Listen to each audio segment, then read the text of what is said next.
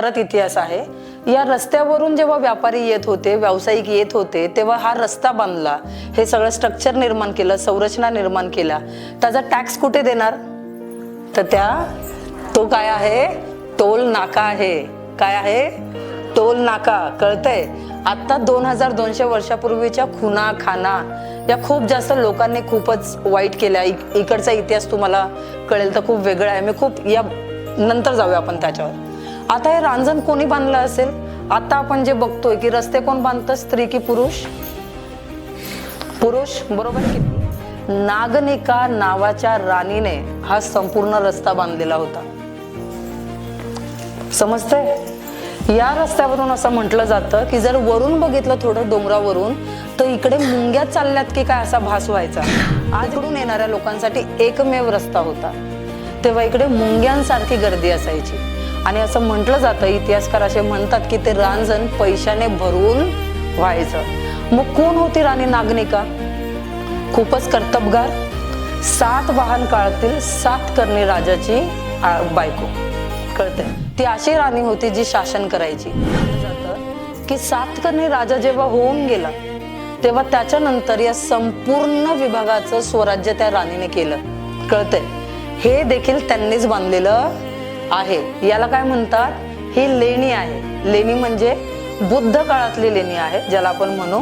आणि बुद्ध काळाला मानणारी नागनिका राणी होती, कारण का नागनिका राणी ज्या घराची सून होती, सातवाहन काळ, ते बुद्ध धम्माच्या विचाराला मानणारी लोक होती। तुम्हाला जेवढं शिक्षण मिळत जाईल तेवढं तुम्ही काय होणार?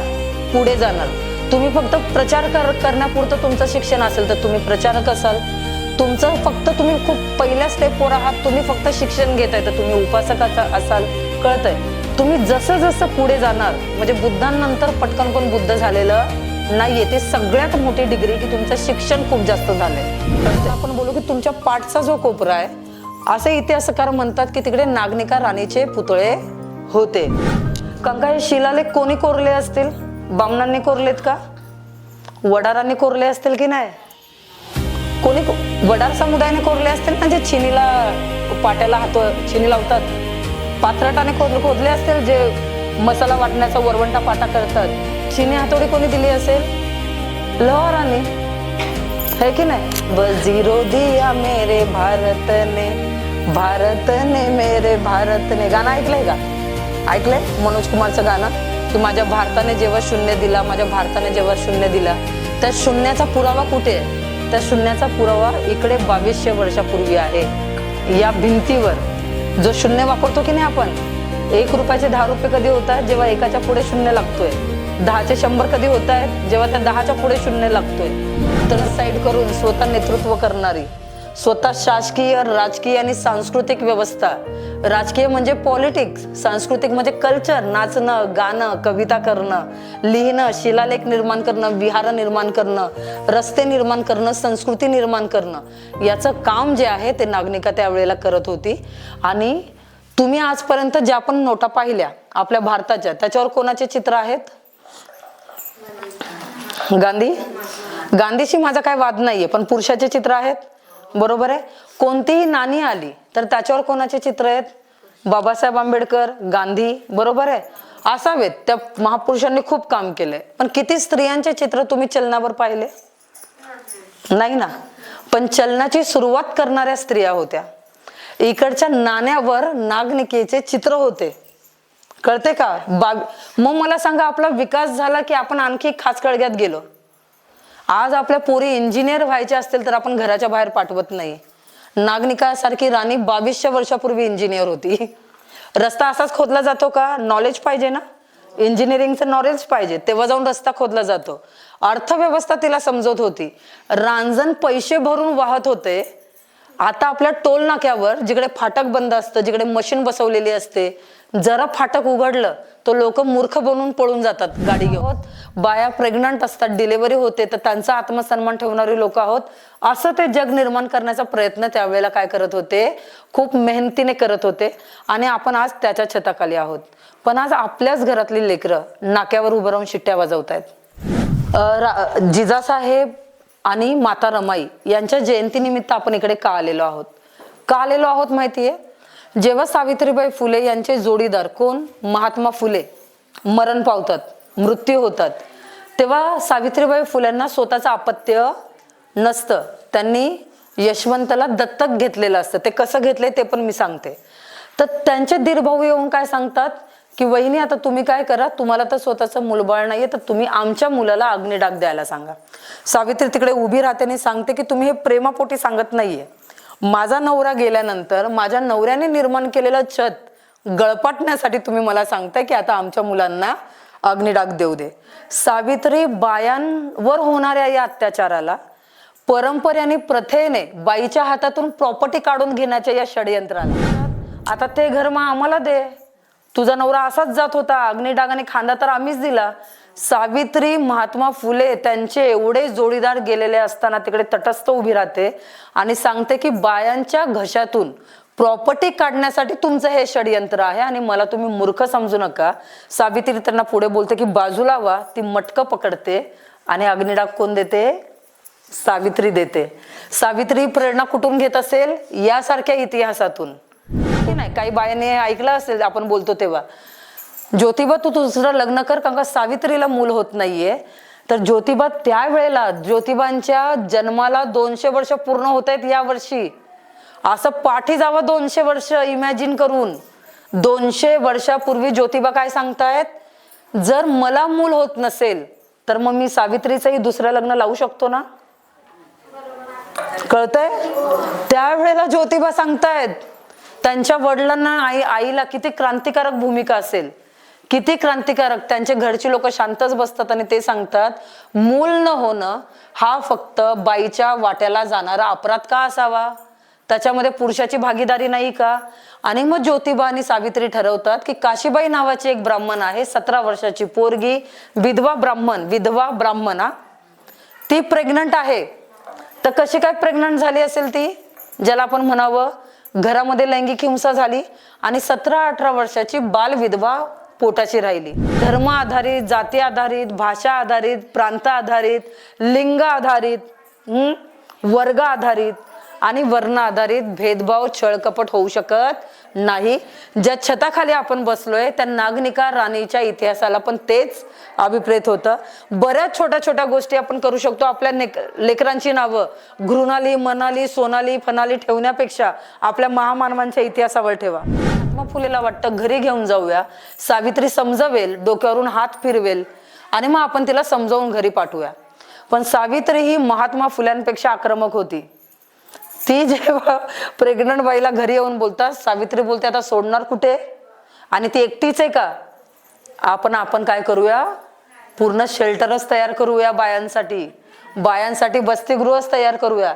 त्या बाईची डिलिव्हरी करते सावित्री घरात. जो मुलगा जन्माला येतो त्याला यशवंत नाव देते आणि ब्राह्मण बाई जिच्यावर घरामध्ये बलात्कार झालेला आहे, ज्या ब्राह्मण बायांनी सावित्रीला शेण फेकून मारलं, कळते तुम्हाला, ज्या ब्राह्मणांच्या बटूंनी सावित्रीला शेण फेकून मारलं, दगडगोटे फेकून मारले, सावित्रीला किती नफरत यायला पाहिजे त्या लोकांची. पण सावित्री नफरत करते का? नाही. सावित्री ब्राह्मण बाई जिच्यावर अत्याचार झालेला आहे तिचं बाळ काय करते, दत्तक घेते, तिला डॉक्टर बनव. या जागांबरोबर आपलं प्रेम आहे. या जागा आपल्या पूर्वजांच्या आहेत. तुम्ही इकडे कुठेही बघा, सगळी ठिकाणी आदिवासी राहतात आणि जिकडेही लेण्या आहेत तिकडे आदिवासी राहतात. आणि इतिहासकार असं म्हणतात की भारतातून लेण्यांचा इतिहास कधीच संपला असता, पण आदिवासींमुळे आणि भटक्यांनी निर्माण केल्यामुळे या लेण्यांचा इतिहास आहे. तर आपली खूप मोठी जबाबदारी आहे. झाडाच्या इकडे जाण्याच्या अगोदर एक काय गोष्ट अशी कराल की आजचा दिवस सत्कर्मी लागेल, याच्याबद्दल तुम्ही विचार करायचा आहे. ठीक है, औरत को दंडित नहीं कर सकता था और किसी भी विशेष जात समूहों के लोग दूसरे जात समूहों को दंडित नहीं कर सकते थे, क्योंकि वो बुद्ध का समय था, बुद्ध को मानने वाले लोगों का समय था. बुद्ध चले भी गए थे, वो अपने विचार देके चले भी गए थे, लेकिन बुद्ध को मानने वाले लोग जो अलग अलग तरीकों से भी मानते थे.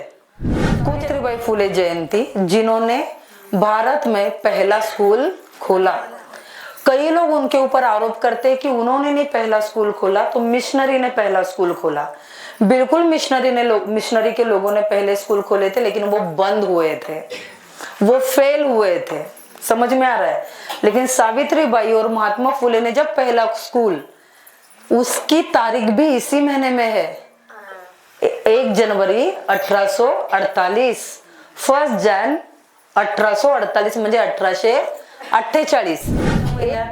मुक्ता साळवे जिने पहिल्यांदा निबंध लिहिला महार मांगाच्या दुःखा विषयी, मतलब ऐसी पहली लड़की जो सावित्रीबाई फुले के स्कूल में पढ़ती थी जिसका नाम मुक्ता था, और वो उम्र के 14 साल में निबंध लिखती है कि हमारे ऊपर ब्राह्मण जो है वो अत्याचार क्यों करते हैं, हमारे सर काट के फुटबॉल की तरह क्यों उड़ाते हैं, हमें जानवर करके क्यों जो है वो ट्रीट करते हैं।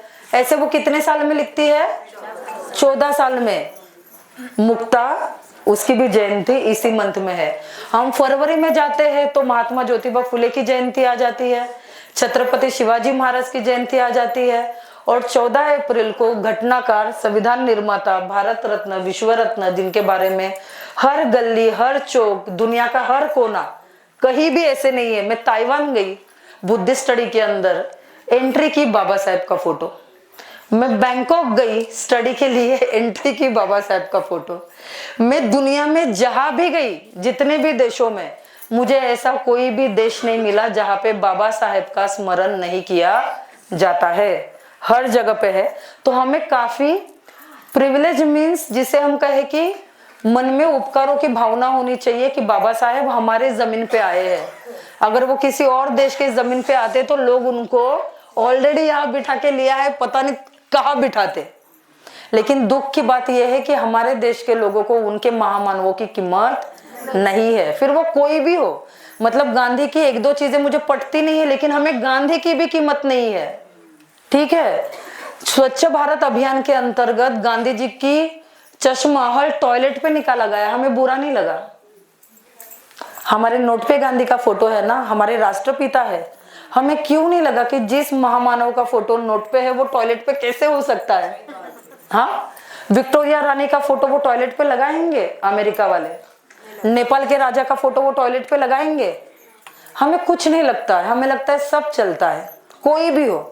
हर महामानव ने अपने अपनी तरीके से जो है वो अपनी जान जोखिम में डालकर, जिसे कहे कि क्रांति और बदलाव के अंदर कंट्रीब्यूशन किया है। उसके अंदर कुछ महामानव मेरे दिल के बहुत नजदीक है, उसके अंदर से एक बाबा साहेब है। ये क्यों जो ते नागिनीला है ना, त्याला आपल्याला घ्यावं लागेल। वो जो रांजण है वो 2200 साल पहले, सगळ्यांचं लक्ष आहे सगळ्यांचं। वो जो रांझन है, जिसको आप मटका कह सकते हो, लेकिन मराठी में उसका नाम रांझन ही सही है, वो 2200 साल पहले नागनिका नाम की रानी ने करवा के लिया है। वो खुद आकर नहीं तास रही थी, वो नेता थी, वो शासन करता थी, वो लीडर थी, वो राजा की रानी नहीं थी। समझ में आ रहा है ना। ये रास्ता कहा जाता है कि ऊपर से यहाँ से मुंग्या चालतात की काय एवढी गर्दी असायची, कळतंय? मुंग्या चालतात की काय एवढी गर्दी असायची, क्यों? क्योंकि ये एक ही रास्ता था जो मुरबाड, रायगढ़, मसा, ये सारी जगहों को जोड़ता था। वो अहिंसा होनी चाहिए। अत्तदीप भव, आपको आपके अंदर की रोशनी ढूंढने के लिए बाहर दीप लेके ढूंढने की जरूरत नहीं है।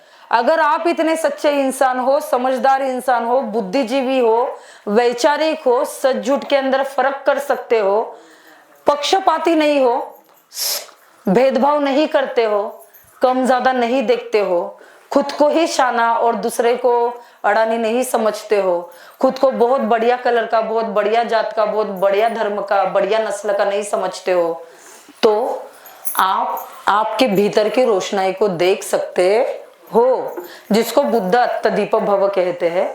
बुद्ध के काफी सालों बाद, बुद्ध का इतिहास तो हम कहे कि 3000 साल पहले का है, बुद्ध के काफी साल बाद, जिसके अंदर 500-600 साल भी बीच में गए होंगे, महाराष्ट्र के ऊपर बहुत ही लोकशाहीवादी शासन जो है वो सातवाहन कालीन राजाओं ने किया है।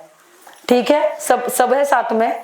ये पूरी जो चीजें है, यहाँ पे जो स्वराज्य था वो सातवाहन राजाओं का था। और जिस नागनिका की मैं बात कर रही हूँ, वो सातवाहन मतलब कैसे, एक राजा नहीं था सातवाहन, वो पूरे टीम को ही सातवाहन कहते थे। सातवाहन राजाओं का साम्राज्य था। तो तो सातवाहन राजाओं की बहू थी नागनिका. सगळ्यांचं लक्ष आहे. आपने भारत का नोट देखा है, नोट पैसा किसका फोटो होता है, गांधीजींचा, बरोबर. आपने डॉलर्स देखे हैं, 5 रुपया 10 रुपया, उसके ऊपर फोटो होता है बाबा साहेब, गांधी, नेहरू, ऐसे होते. औरतों के फोटो जल्दी नहीं मिलेंगे. और इन पुरुषों से मेरे कोई दुश्मनी नहीं है, प्लीज समझो, ये महामानवी है. लेकिन क्या औरतें महामानव नहीं थी? सावित्री का फोटो कितने डॉलर्स पे देखा है? रमाबाई, जिजाबाई, अहिल्याबाई होळकर, अक्का महादेवी, नंगेली, कोणाचेच नहीं. आपको ये जानकारी से आश्चर्य होगा कि यहाँ ये जो भी विभाग है जुन्नर का, ये जो भी विभाग है जुन्नर का, यहाँ के चलन के ऊपर, यहाँ के पैसों की मुद्रा के ऊपर नागनिका रानी के जो थे वो मुद्रा थी. मतलब किसी मुद्रा के ऊपर रानी का अभिवेश होना, रानी होना, वो मुद्रा, वो चलन, वो पैसा रानी ने डिसाइड करना. आज हम ऐसे घरों में रहते हैं. आता सगळ्या बाया बोलतील टाइम झाला घरी जायचंय. मी नेहमी सांगते की बायांना ज्या घरी जायची घाई आहे त्या घराच्या पाठीवर आपलं नाव पण नाहीये.